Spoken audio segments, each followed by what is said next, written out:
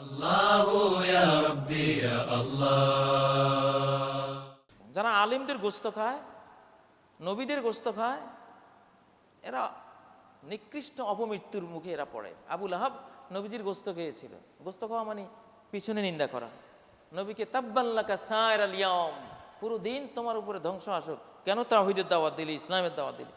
একেবারে তাব্বাত ইয়াদা আবি লাহাব। আর দেরি হয়নি, শেষ মরণের সময় মরে গিয়ে 3 দিন তার লাশ পড়ে আছে, ছেলেরাও ধরেনি। পচা গলা, কুষ্ঠরোগে আক্রান্ত, গন্ধ। শেষ পর্যন্ত একটা ওয়ালের নিচে রেখে ওয়ালটা ফেলে দিয়ে তাকে ঢেকে দিয়েছে তার ছেলেরা। তেমনি আলেমদের গোস্ত বিষাক্ত। ইন্নাল হুমাল উলামা মাসমুমা, আলেমদের গোস্ত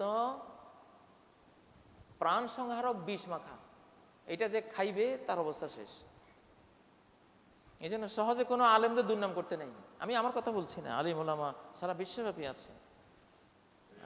আমাদের সমাজে তো আলেম পাইলেই হয়েছে, তার পিছে লাগো। বিষাক্ত গোস্ত, আলেমের গোস্ত হলো বিষাক্ত। নবীর গোস্ত বিষাক্ত ছিল, আবু লাহাব খেয়েছে, মারা গেছে, অপমৃত্যু। ইতিহাসে বহু ঘটনা এরকম আছে। হারাম খেতে নাই।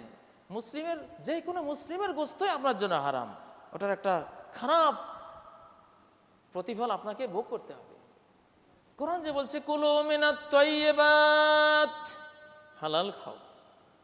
এখন আপনি নিজের সাথে নিজেকে মিলান, কোরআনের এই আয়াতটা পড়ে নিজের সাথে মিলান। এটাকে বলে গবেষণা। 2014 সালে কি খাইলাম, কি খাইলাম, আহা রে কপাল,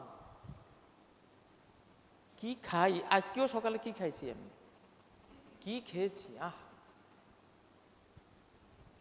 গবেষণা কাকে বলে? কি সহজ, ভার্সিটিতে ভর্তি হওয়ার দরকার নেই, শুধু আয়াতটা পড়েন আর নিজের উপর একটু প্রয়োগ করেন, একটা বিশাল গবেষণা হয়ে গেল। মিলান। আপনার রেজাল্ট কি হবে কবরে, আপনি এখানে তো পেয়ে যাচ্ছেন, আপনাকে কবর পর্যন্ত তো অপেক্ষা করতে হবে না। আপনার রেজাল্ট কি হবে কবরে, আপনি এখানে বের করতে পারছেন।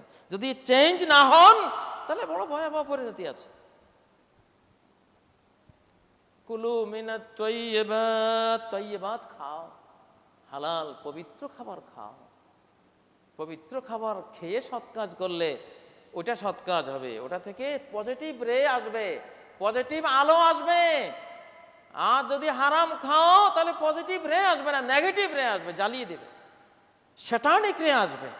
হারাম খাদ্য থেকে শয়তানিক এনার্জি আসে, শয়তানি এনার্জি আসে, গান শোনার এনার্জি আসবে, জিনা ব্যভিচার করার এনার্জি আসবে, মদ পানের এনার্জি আসবে, খুনের এনার্জি আসবে, দুর্নীতি করার এনার্জি আসবে, মাপে কম দেওয়ার, ঠকাবার এনার্জি আসবে।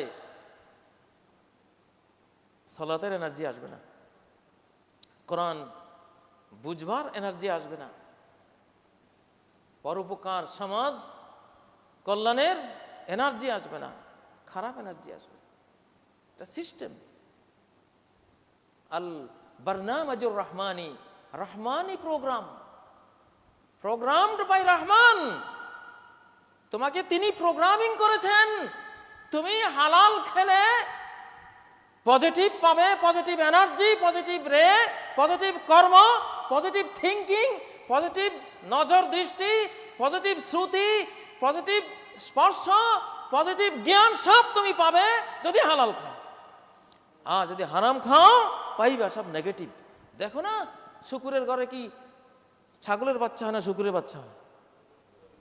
শুকুরের ঘরে শুকুরের বাচ্চাই পাইবা, কুকুরের ঘরে কুকুরের বাচ্চাই পাইবা, আর হরিণের ঘরে হরিণের বাচ্চা পাইবা, গরুর ঘরে গরুর বাচ্চা হালাল, হালালের ঘরে হালাল, এটা হালাল জাদা। আর হারামের ঘরে হারাম জাদা।